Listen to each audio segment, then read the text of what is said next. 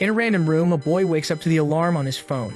As he opens his eyes, he is startled. The entire room is painted with red scriptures. He wonders who could have written all that while he was asleep. However, strangely, the letters begin to disappear. He then thinks he must have been hallucinating because he just woke up. Weird how realistic it seemed. But then he looks to the side and notices the room he is in is not his room. Getting up, he wonders what kind of place this is. The instant noodles he ate and the 2 tissues he threw on the floor are no longer there. Obviously, he gets confused and starts to freak out. He seems to receive memories from another life of someone who is identical to him. Moreover, both are orphans, but they followed different paths. Our protagonist studied all his life and got into an amazing university. But the guy whose body he took over dropped out of school and had a horrible job. Looking at his trembling hand, he wonders if he is in some other world. And what was the relation of those words written in blood on the ceiling? In the memories of the original owner of this body, there's nothing about that. He stands there trying to understand the situation, when someone calls him husband and says it's time for breakfast. When he turns around, he sees a woman with large curves. Looking at her thighs, he wonders what this husband thing is about.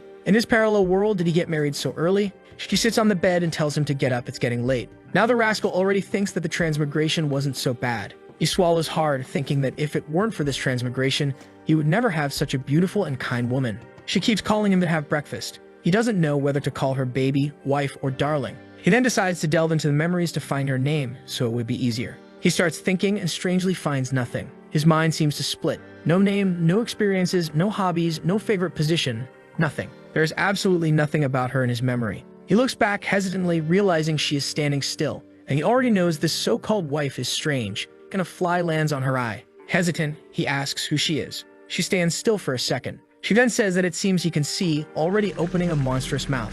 Sweet and cold, the protagonist says that he is just a little confused, he will think about it properly. But now she has already turned into a giant creature saying that he can see. He cries for a second, but in the next, he is devoured. Suddenly, he wakes up in bed again, sweating cold and wondering what happened. He looks up, certain that everything was a dream, only to see the words in blood once again there. He can't read them, the things disappear, and he thinks there might have been some kind of clue there. Staring at his own hand, he thinks he will have to pretend to be blind. But putting his hand on his head, he knows. In the memories of the owner of this body, he wasn't blind, so it makes no sense. He's a guy who always lived alone and never saw or heard anything out of the ordinary. That means he can't let this woman know that he can see her. For now, he will have to pretend she doesn't exist. A hand comes through the door and calls him, saying he just woke up and it's time for breakfast. Seductively, she approaches while he thinks he will have to ignore and see how the former owner lived. She places the Dragon Balls in play and asks if he is awake. Sweet and cold, he knows he can't move and can't see, or else he will die. But suddenly she turns her neck and approaches him, while he insists to himself that he can't show any reaction.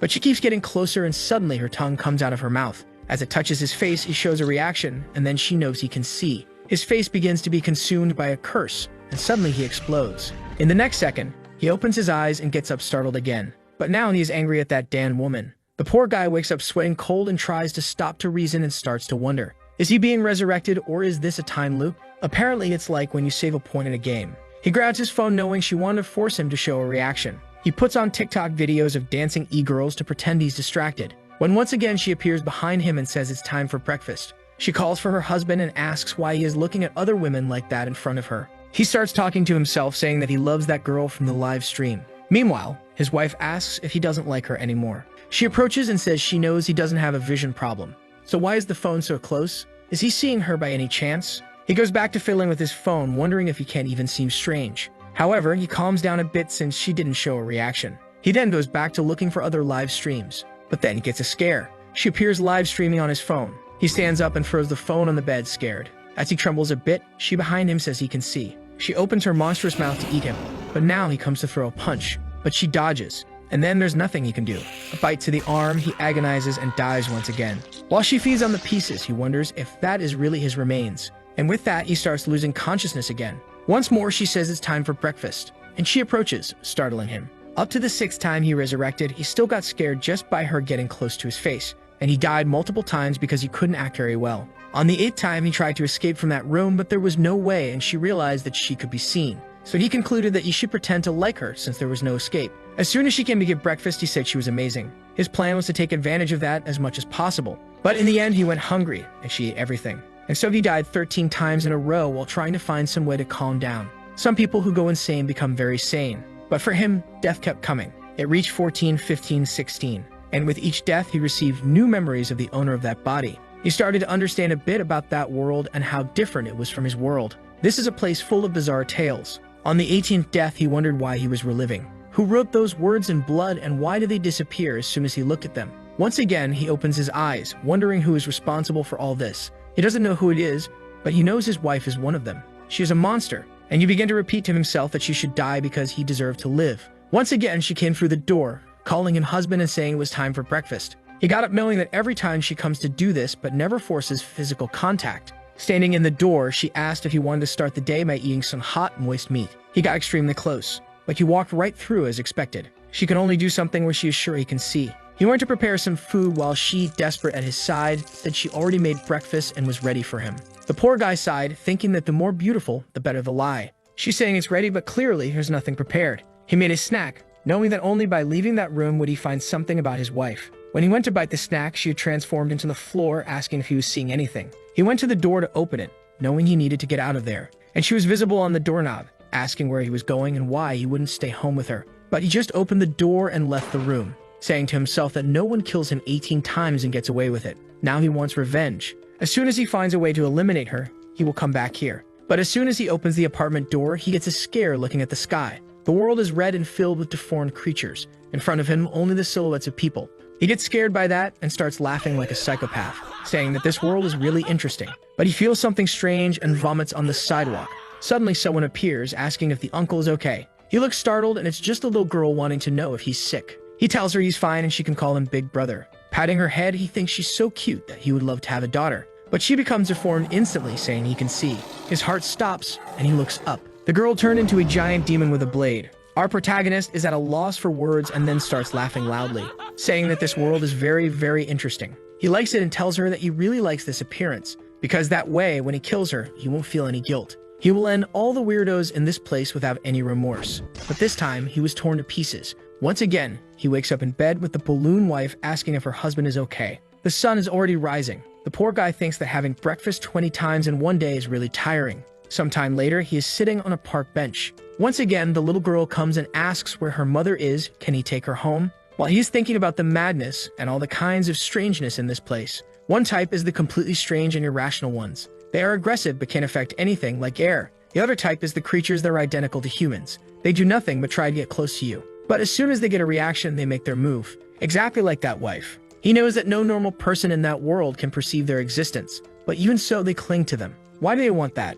He thinks that maybe these creatures want to integrate into human life. Sometime later, he is holding his phone and received a payment of 3 cents. To survive in this world, at least he will need a bit of money to discover the things he needs. In the work group, a guy named Wu Dai is calling for him. The name of our protagonist is Yizui Fangxiu. He works selling apartments for a company and knows he hasn't received the commission for one he sold recently. So he sends a message saying he is going to settle that, and he speeds up on his bike. When he gets there, strangely, it is a hospital instead of the company's building. The place looks more like an abandoned building. He stands sweating cold at the door, wondering if this is the sales place. He reaches the door and his phone rings. He says he is coming up and asks if everyone is in the office. The people say yes, that the owner's son tried calling him several times, but he didn't answer. The protagonist says that's fine, then he will come up. Our boy realizes that this place is definitely affected by reality. But the people on the call didn't seem to be doing badly. He finds it strange, but also interesting. Walking down the corridor, he suddenly bumps into something. He feels he touched something soft and wonders what it was. He calmly reaches with his hand, wanting to know if that is the limit he can go. But what he touches are 2 magical spheres of clairvoyance that predict a pleasant future. The rascal blushes, and suddenly, he feels something. A slap lands on his face. The girl appears screaming that she will complain about him, and she runs toward the guard while he doesn't understand what is happening. When he looks up, it says Baylor Academy. But as soon as he blinks, the place turns back into the abandoned hospital. He reaches toward a hospital wall, but strangely his hand goes through. He realizes he can't interact with the physical form of it, and thinks that maybe it's like the creatures that need certain conditions. Once again, he passes his hand through the wall, and with that, he goes through it. He feels a bit dizzy and sees an abandoned corridor. Sometime later, he has already looked in several rooms, but they are all empty. But in one of the doors, there is a strong smell of blood. Hesitant, he once again goes to pass through it. He ends up in a room where there seems to be a girl on the floor crying. He keeps looking and she starts to get up, and she looks at him, calling him Big Brother. But now he is resilient and ignores her, passing through the wall. As soon as he comes out on the other side, he faces another creature, but he keeps walking. Even the monster looks confused, and he realizes that there are dozens of strange things there. Every place he enters has a bunch of weird stuff. And the bizarre thing is that some rooms are open in a way that they could escape. Now he's getting good, and doesn't show any reaction. all thanks to the dear wife who killed him 18 times. Suddenly, he sees some papers on the floor that talk about experiment number 128 that underwent a transformation. He crouches to pick them up, wondering if all the transformed are really human. But unfortunately, he can't even turn the page to know what's written since he doesn't belong to that world. Suddenly, something passes through him. He stands up, and it was the hair of a monster on the ceiling. She descends beside his face and asks why he is there. By any chance, is he looking to explore the mysteries of life with her? He ignores her while thinking that maybe the best place to go is the director's office. The mental hospital building is the same one from the memory of the body's owner, which should have been his sales company. And the director's office is where the old staff room used to be. He decides to go upstairs to see if there's anything there. As he walks down the corridor, someone calls for Brother Xiu and asks what he's doing there. Suddenly, a chubby guy appears, yelling at him, asking how he dares to come to work if he's already been fired. But Fang Xiu walks down the corridor and pushes the two aside, thinking there's nothing on this floor. The guy with glasses looks confused and the boss is cursing at him, asking why he's going to the second floor and telling the guy with glasses to stop him. But our protagonist is already walking over there and finally finds the director's office. Someone yells for him to stop, but he's already got his hand on the doorknob. The friends behind him are freaking out, saying it's all over. But just by seeing the leg, you already know what's coming. Look at the waistline, look at the little mouth. In fact, the colleague was already being squashed. The people ask who the protagonist is and what he's doing there, and he suddenly grabs her arm. She tells him to let go and asks what he's doing, but he just throws her aside, saying she's too noisy. She falls and the guy goes to help her without doing anything, while he finds a paper on the desk, and as he expected, there's some kind of big secret in this mental hospital. The message says that if he wants to receive the gift of fate and uncover the secrets of this world, he has to go to room 520. He wonders if this letter was for him, and leaves wanting to know how they knew he was coming. It's in building C, room 520. Suddenly the lamp bursts. The friend with glasses is still following him, while the other three who stayed behind are saying they are scared. He turns on his phone saying something is not right. The friend beside him says he's acting strange today. Why isn't he talking to anyone? He uses the phone to light up the second floor, and realizes he's no longer in the mental hospital, but in the old company. The guy having fun asks the chubby one for his phone, who says it also has no signal. He tells him not to worry, because with his status he can access more than he imagines. But if he's not wrong, all these things point to them having entered a strange world. An entire place that was once a normal reality now seems to be suffering anomalies. The people who were working are still worried about not delivering the service. One of the building's guards asks if everything is okay, and says he will take a look to see what happened. One of the girls crouches to pick up her phone and turns on the flashlight, but says it's too weak. The protagonist is there too. He turns on his and asks the guy with glasses why his light is also so low. People are questioning the blonde guy about what he said about them entering a strange world, when suddenly he loses his temper and tells everyone to shut up, saying they need to stay calm because that's the only way they'll survive. People fall silent, seeing that he got stressed out of nowhere. And the guy explains that in simple terms, they have entered a world full of ghosts. Basically, it's an alternate dimension where they live. People are silent for a second and ask about the guard who went to check the light. It's been 3 minutes and he hasn't returned. Tang once again warns that in this world you can't violate any ghost rules or you'll die. The chubby guy, trembling, asks what they're going to do now then. He replies that they urgently need to find a way to escape from there or everyone in that place will die. The protagonist is sweating cold and hears a sound behind him. From the familiar sensation, he knows it's a ghost approaching.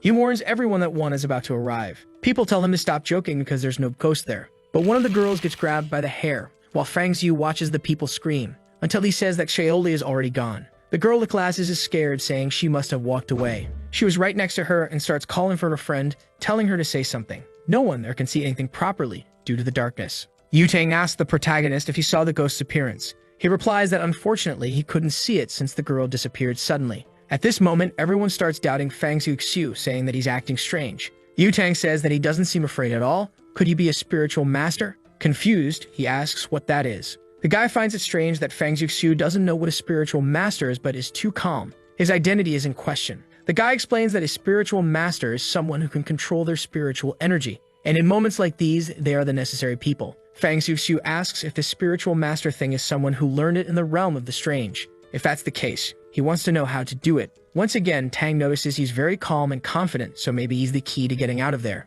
And then he explains that to get out of that world, you need to gather the power of the ghosts. You need to meet 2 conditions simultaneously. The first is to go through the fear between life and death, simulating an emotional trauma. And the second is to come into contact with the ghost to let its power invade your soul. But you must be cautious since ghostly power is like a bloody garment. Even though it covers your body, it also stains your soul. Hearing these words makes Fang Xiu thoughtful, especially because he knows that after multiple deaths, He avoids contact with the ghosts to not die. From the wife to all the street creatures, they are mere illusions as long as he doesn't interact with them. However, when a ghost crosses into reality, it can kill without the need to be seen. So maybe if he can contact them, he will be able to eliminate them. Fang Xiu wonders if this is a good thing. Remembering his wife, he says he's crazy to become a spiritual master and end her, when suddenly, another person from that place disappears. Tang starts to go crazy, telling everyone to shut up or they'll attract more ghosts. Fifi approaches and asks what they are going to do. She's afraid of disappearing. Fang Xiu says it's 2 and 3 minutes. Precisely for men, it's a 3-minute interval, and for women, it's 2.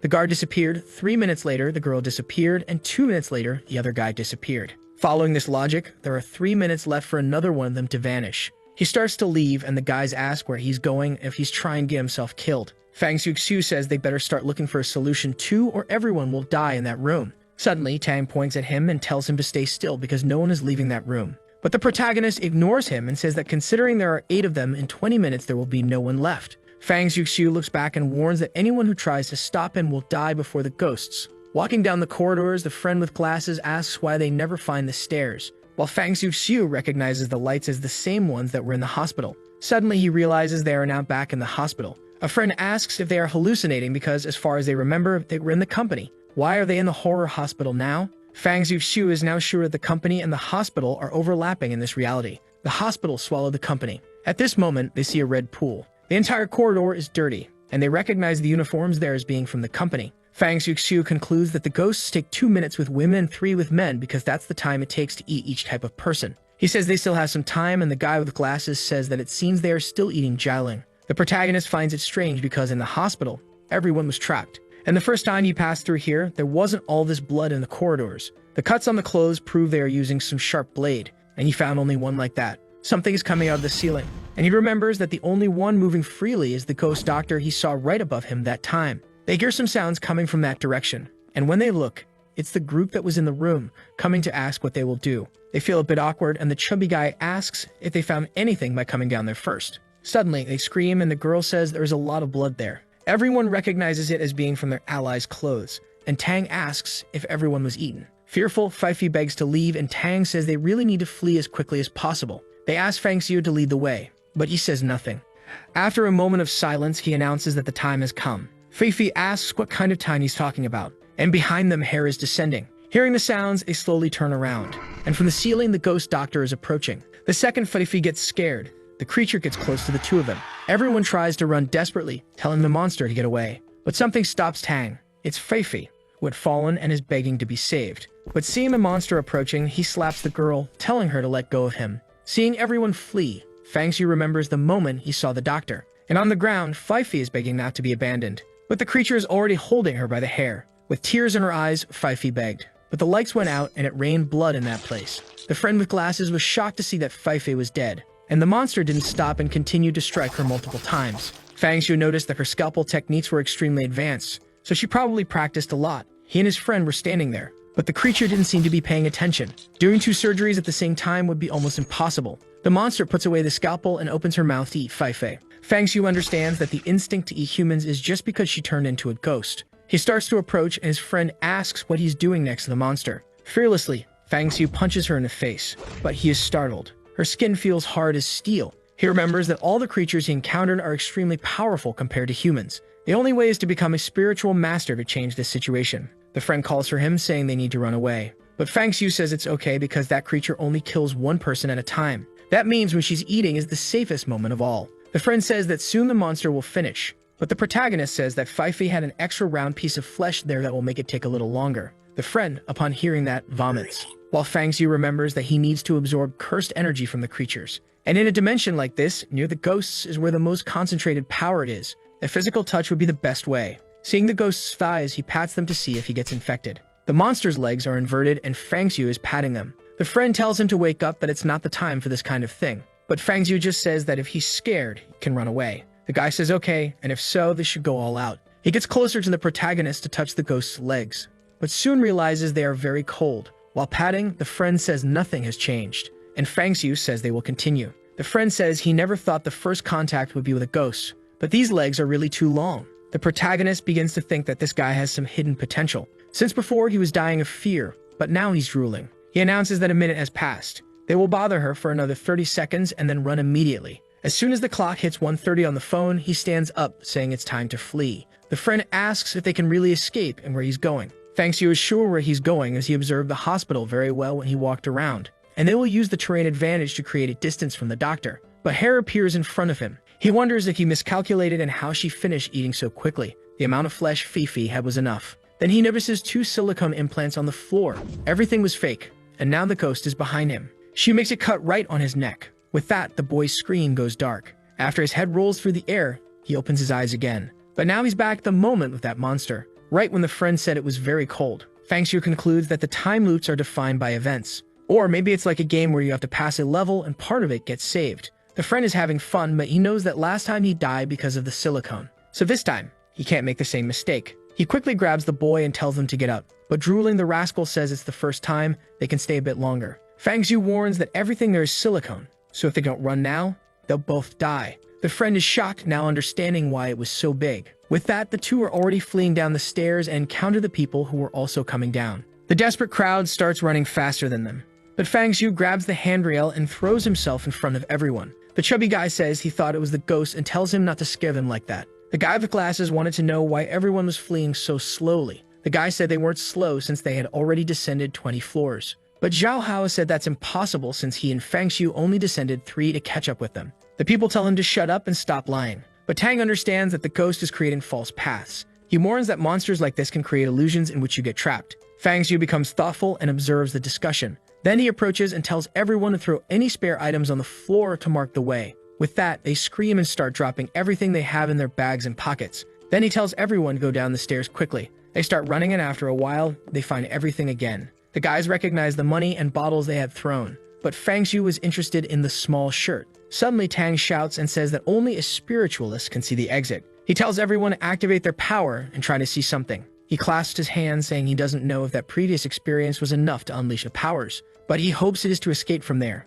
The people are confused, not knowing how they're going to do that. They start trying like the guy did while Fang Xiu observes the stairs. He remembers that the exits from these corridors were on the right side, so it must be something similar. Seeing this, Tang asks what he's going to do again. He says he doesn't care about praying and is more interested in finding clues to escape from there. Hao was impressed that Fang Xiu was still very calm, while Tang thought he didn't hesitate even for a second when the monster appeared. The strange thing is that now they fled down the stairs and found the two again. Not to mention that both spent at least a minute with the monster in the corridor, so what happened? For some reason, the psycho concludes that they should be taking advantage of the ghost. It makes a lot of sense, but obviously he thinks that's not possible, thank God. Fang Xiu was touching a wall and Hao asked what he was doing. He was counting between 10, 12, 15 and said to stop. He said he found it. The friend was impressed that there was actually a door, and Tang appeared, asking if they really found it, and came running. The problem was how to open it. He imagined where the lock should be and moved his hand in the void that opened the door, from which an energy came out. Fang Xiu was about to be the first to enter, but Tang bumped into him and ran out, saying they were finally saved. Everyone passed by him, desperately trying to escape. Hao asked why he was letting everyone go ahead and how he was so calm. Fang Xiu knew very well that facing that creature, there was no reason to try to be fast. When a chubby, big-nosed guy appeared, telling the two to run or they'd be used as shields to die. Fang Xiu's plan was obviously to see who would get caught. That way the ghost would stop and he could increase his spiritual power. The people continued in front, fleeing desperately, until suddenly they had to choose between 2 directions. This created a divergence in the team since everyone wanted other people to go ahead to test the paths. And Tang once again asked Fang Xiu what they should do. If he found the iron door, he must know the way out of there. Fang Xiu wasn't very keen on helping since everyone kept pushing and expecting him to die. The group kept shouting, telling him to speak up quickly because the ghost was approaching. Fang Xiu just said he didn't care about that, thinking that for him, everyone there was just a tool. At that moment, the ghost doctor was invincible, and what he had to do was buy time. As he goes down the right path, he thinks that to get out of there, he will have to sacrifice lives. As soon as the group sees him take that path, they start running, and a hand can be heard coming from behind. The chubby guy is the last one, and Fang Xiu knows very well that she has arrived. Soon on the ceiling, she is preparing to attack him. As she sees everyone fleeing, she approaches the last one. As the hair draws closer, the chubby guy panics, saying he can't die. Seeing a guy in front, he thinks he didn't give permission for him to run faster. So he grabs him by the collar and throws him back. The blonde falls to the ground, calling out to the chubby guy, but something has already slashed his neck, and the walls are painted with blood. Seeing how the guy did that, Fang Xiu thinks he is no different from a ghost who lost his sanity. But now he needs to increase his spirituality. The group asks what he is going to do, and there he is once again, facing the ghost. The sick friend approaches, saying he can't have all the fun without inviting him, saying that smooth cold skin like that is like ice jade. Fang Xiu thinks the guy suddenly turned into a poet. Seeing how crazy he is, maybe he will also awaken spiritual power and together they can escape. Sometime later they are fleeing again and Fang Xiu asks if he's not afraid of dying. Hao says that waiting for death is worse than being killed directly. Besides, he trusts him because he's there. At that moment, they arrive at the cafeteria.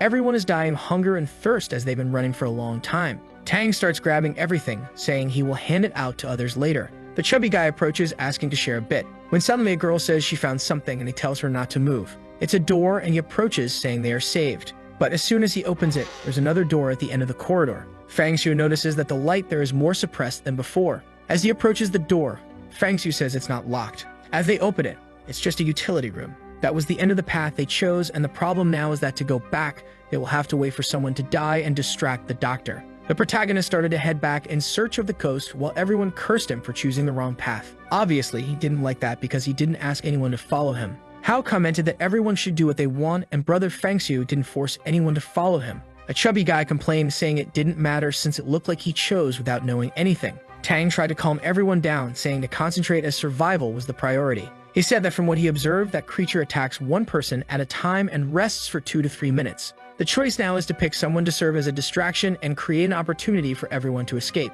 Fang Xiu understood immediately what was going to happen. Tang came and hit him on the chest, saying that if it wasn't for him, no one would be there, so he would have to be the one chosen to pay for the sins. Hao asked what he was doing and Tang shouted for everyone to help, but Fang Xiu stepped in and put him in a chokehold. As he was pulled away, he called the chubby guy to help, who now put Hao in a chokehold too and fell with him to the ground. Suddenly, the door slammed shut. Fang Xiu had isolated himself outside. The group asked what he was doing. Fang Xiu said he never imagined he'd be so interested in people. Apparently, they are stranger than ghosts. He thanked them for their interest but warned that he would make everyone pay next time. And with that, he died again. As his body fell to the ground, the group opened the door to run out. Hao, with tears in his eyes, went to help Fang. And as Tang looked back, smiling, he saw something terrifying. Even dead, Fang Xiu was smiling and told him to just wait a little longer. Back to the moment, he warned that it was silicone. He ran out, but this time smiling in a macabre way. The guys were running down the stairs, trying to escape, thinking the ghost was coming, when once again he fell in front. Ignoring everyone, he started running as they asked what he was doing. While he descended the steps, counting, the group was once again dealing with the problem of walking in circles. He reached the door and opened it without fear. No one understood how he found it so quickly. Tang asked if he had awakened his spiritual powers, but he just ignored them and warned they had 1 minute before the ghost would appear. Seeing this, Tang smiled, saying it seemed he had indeed awakened his powers. If he helped him escape, he would pay 5 million. But Fang Xiu just smiled, saying there was no need to rush because he needed to resolve something before leaving. When Tang was about to ask what it was, Fang Xiu kneed him in the groin. The poor guy groaned and fell to the floor in pain. Fang Xiu said he should use the 5 million to treat that. Agonizing, Tang said he could pay even more if only he asked. But now the protagonist was cold. The rest of the company started cursing him, asking how he could be so dirty. But Fang Xiu warned that it was impossible to escape the ghost's speed. But with Tang on the ground, everyone was saved. The group was confused about this notion of being saved, until suddenly another kick landed and now the chubby guy was writhing on the floor. Fang Xiu said he should have died a long time ago. Hao and the rest of the group were asking if he had gone mad, and if he was going to do this to everyone. Fang Xiu said no because he needed at least one person left. Hao said it was a good plan, while the group began to question if he was really human. He pointed the way and said they were running out of time, but the group began to suspect since he wasn't leading the way. Fang Xiu said he would just stay there to touch some thighs. The group was confused, and the psychopath friend said he definitely wanted to stay then. The Dr. Ghost approached once again. As soon as the group saw her, they resumed fleeing, but they stopped right behind the wall to observe what would happen, while the protagonist watched the monster approach. On the ground, Tang begged to be saved, but he soon realized his pants were wet. Fang Xiu's kick had caused internal bleeding, and he jumped to grab his leg, saying they would die together. But Fang Xiu just stepped on his hand and told him not to worry. He would stay there, right beside him, watching him die. The monster grabbed his neck, and with that, the guy was gone. Paint covered Fang Xiu's face, which he even licked.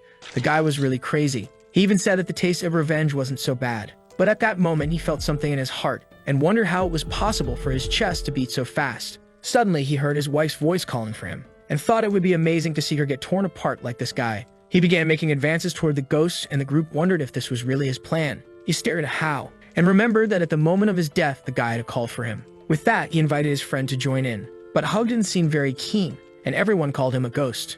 At that moment, Fang Xiu realized that having died those 20 times and experienced so much madness, was causing him to no longer have any emotional fluctuations. His humanity was slowly disappearing, and at that moment he and Zhao Hao were completely different. But he had no option, so he wouldn't force his friend. But suddenly Zhao said that in that company he was the only person he could trust. As he was his only true friend, he would trust his plan. But he said he looked scary with that wine all over his face. But he soon approached with a blushing face to activate more spiritual power. While they were having fun, Hao asked why he attacked those two.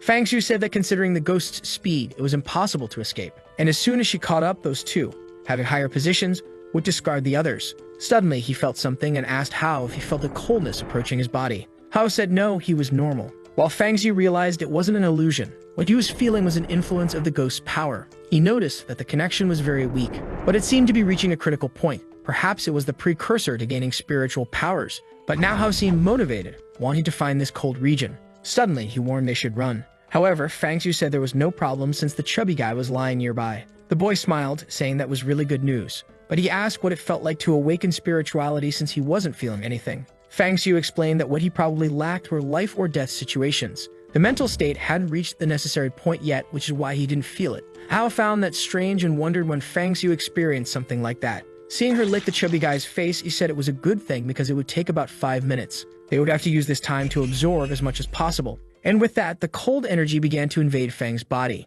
He started to try to perceive where it was going, and soon felt it seemed to be going to his brain and heart. They were now turning into blocks of ice. A cold blade cut through his entire body, and after being shattered, a light appeared in his chest, a flash that concentrated and turned into a red sphere. As soon as Fang Xu regained consciousness, he realized that all his 5 senses had been sharpened. Even his thinking speed and control over his body had improved. It was as if more parts of the world had become available to him. But he realized he had awakened less than 1% of his spiritual capacity. The abilities seemed to be related to the desire he felt. He wondered what that was and suddenly felt a shock in his heart. He agonized and wondered if his ability was to cause pain. The sequence of deaths made his greatest desire to return that sensation. Whether it was negative emotions, mind distortions, or pain, he could make enemies experience all of it. Out of nowhere, he smiled and started laughing, saying that now he was incredible with this ability. Seeing him go crazy, Hao asked if it had worked, while Fang Xu concluded that he had received the best possible ability for him. Remembering his dear wife, he stood in a trance while Hao called for him, saying that 2 minutes had passed. But Fang Xu just told him to step aside as he was going to test his power. Immediately, Hao stepped back, saying it seemed to have worked, and that was very good. He then approached the ghost doctor. Concentrating the power in his hand, he knew that it carried everything he had experienced in those days. He knew that the more times he died, the more pain he would accumulate, and the stronger he would become. As long as he continued being revived, he could infinitely strengthen himself. He punched the ghost in the face, saying he wanted her to experience this masterpiece. The punch hit her squarely, but the power seemed to dissipate. She was thrown back and dropped the scalpel while crying on the floor. But Fang Xu immediately realized that his punch was mediocre, and the little spirituality he had was now exhausted. The blow hadn't hurt the ghost, and she didn't seem to have felt the pain he did. While he thought about this, Hao said maybe it was time to run away, or they could go back to touching again. He thought that maybe putting this energy into weapons would be the best way. And speaking of weapons, there was one right on the ground for him to use. He crouched to pick it up, but soon felt an energy. That blade seemed impossible to lift, and its power immediately attacked Fang's heart. He could see all the times that weapon had been used, the infinite amount of pain it had absorbed. But with so much resentment, he wondered if he could use it to end the doctor. He told Hao to step aside. As soon as he did, he attacked the doctor right on the back of the neck. But it did nothing. Hao pulled at her shirt and said it didn't even leave a scratch. How were they going to kill her like this? The friend kept patting her back, and Fang Xu concluded that without spiritual power, it wouldn't work. At that moment, he understood that revenge was not possible right now. She was getting up, and he was driving Hao, saying it was time to run. As soon as the monster got up, she wondered where the scalpel was. Walking with Hao, he sensed someone's presence. With his sharpened senses, he could perceive the presence of others. Hao asked where they were going when the two who had been hiding appeared. Hao called them cowards for running away and now coming back to ask for help. But Fang Xu said there was only one solution. They would have to go through each of the 4 doors. Everyone was scared, and the guy said that with the monster following them, they only had time to try one. Fang Xu ignored them and walked away, saying he wasn't forcing anyone to follow him. As soon as they heard a sound behind them, they knew she was getting closer. Fang Xu realized that by stealing the scalpel, the ghost's behavior would change. He opened the door and told everyone to run. They started climbing the stairs in desperation. As soon as they closed the door, it was destroyed from behind, and the ghost began to ascend the corridor. With a macabre face, she told him to give it back. She ignored everyone on the stairs and went face to face with Fang, telling him to hand over the scalpel. Fang Xu managed to defend himself when she attacked, but then she opened her mouth and went for his neck. At the east gate, they died. They went to another room. This time, he ended up coloring the chubby guy in another place. Once again, he stole the scalpel and headed in another direction, smiling. They ran to the north gate and reached the elevator. But as soon as he tried to enter, the monster opened the door and finished him off too. Then he tried the south gate, but once again, he was caught by the malicious and flexible ghost. Really cruel since he died. He tried the last door. He didn't want to accept that by stealing the scalpel, he would always die. Even though she was extremely fast, he still had the revive to change the trajectory each time. In a way, it was as if he could foresee the future. He knew there was a safe passage to the left, but something came at his neck and once again he died. It had already been the ninth time, and now he was sure he could do it. He guided everyone in that same direction. The ghost appeared behind everyone and approached him. She was once again heading straight for Fang. At that moment, Ho turned and told him to be careful. Right when she was about to land a blow on his face, he managed to sidestep, making her miss, and stood face to face with the doctor. She was confused about how he dodged, and Ho found it impossible that he had done that. Smiling like a madman, Fang Shu fled. Once again, she tried to hit him and he managed to duck. After numerous deaths, he had learned her attack patterns. Moreover, the pain was strengthening his body and increasing his spiritual power. Ho was impressed with his ability to predict movements. The ghost didn't like this at all. She prepared to jump and bite him, but he was confident that he now knew her trajectory entirely. As she came at him once again, he rolled to the side and dodged again. The ghost was already going crazy, telling him to die already. The group couldn't believe he was escaping her. While Ho was thinking this was the power of a spiritual master, running towards the door, he once again saw the exit, confident that now they would escape. But strangely, the ghost stopped in front of him. He was confused and she told him not to go while trembling. Fang Shu found it strange because she seemed scared. With that, she fled, delivering a precise attack on poor Ho. The poor guy staggered back, wondering what that cold thing was. He ran to Fang Shu and asked what had happened. He said everything was normal and according to logic, that was the path to survival. But he realized that even the doctor fled when she saw that place. That meant it might not be the exit, but rather something so terrifying that even she was scared. He knew it was the mouth of an abyss. The group kept asking why he didn't run. He sat down, saying it was good to rest for a while. After thinking a bit, he had an idea and told everyone to get up. Once again, they walked through those hospital corridors, and he slowly approached the metal door, wondering if there really was a great danger outside. As he began to open it, Ho asked if it wouldn't be risky to do so. He said they had no option but to go and enter the darkness. There, he couldn't see anything at all, and the place was so silent that he could hear his thoughts. The darkness had swallowed the path from which he came, so the only option was to move forward. He kept moving forward and forward. It seemed that the very sense of time had been consumed. It was as if the path had no end. After walking for what felt like an eternity, he opened his eyes and found himself in front of the academy's entrance, making him wonder if he had really escaped. Everyone ran past, and Ho celebrated that they had finally escaped. The guy wanted to get out of there as quickly as possible, and Ho called out to Fang, telling him to run too. But Fang Shu knew something was strange. When he looked back, he remembered. The only visible thing was the school, and the hospital had disappeared. Ho said he just wanted to go home and rest because the day had been exhausting. That's when Fang noticed something. He started running around saying it had vanished. There were no ghosts in the city. He couldn't accept that he escaped without any reason. He could accept the hospital disappearing, but not the disappearance of all the ghosts. How would he be able to get revenge on his dear wife? He found himself in front of a car saying that she had to die at his hands. That's why he needed to go home. But the driver braked, and now he was in the passenger seat, murmuring to himself that she couldn't just disappear like that. He didn't want his wife to vanish that way. As soon as the taxi stopped, he ran home desperately. The driver complained that he hadn't paid, but he didn't care and ran up the stairs, saying that World couldn't disappear. He entered his house, shouting that she couldn't leave him like that, but the place seemed normal. After checking all the rooms, he fell to the floor, saying that she had killed him 18 times. How could he live without her for the rest of his life? All that suffering at the hands of the ghost doctor was to get revenge. He accumulated rage and pain to end the ghosts, but now they were all gone. Lying on the bed, he wondered where he would direct all that hatred. And now, without any feeling, what was the meaning of life? At that moment, he received a message on his phone telling him to check the news. The Bailu Academy was burning. He immediately saw that the news reported a fire that engulfed the entire building. More than 11 people died, including some of the bosses there. The psychopath Fang Shu started laughing, because the message said they had found his body dead. He got excited, thinking that apparently the mysterious things hadn't ended. They just wanted to play hide and seek with him. Now he was sure he could see his wife again. On his phone, he was getting a bunch of messages from the boss telling him to come to work.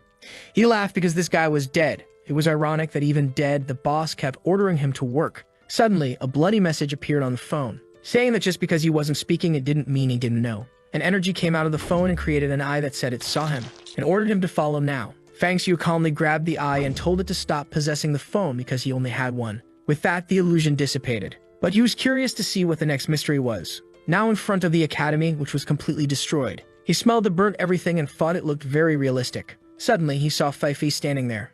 All excited, she came to talk to him, saying he arrived early today. He touched her shoulders and asked if she was real. She said he was getting very bold, but suddenly he pulled her, saying he knew very well how things had happened. He was going to climb the stairs when Hao appeared and asked if he was forced to work. He said he actually liked it a lot and asked where boss Dahai was. Hao pointed and said the guy was at the back of the room. Strangely, company was as busy as ever, and Fang Xiu began to wonder if what he saw was a lie and this was actually reality. When he found the boss, he was scolded, being asked why he had responded to the message in the group.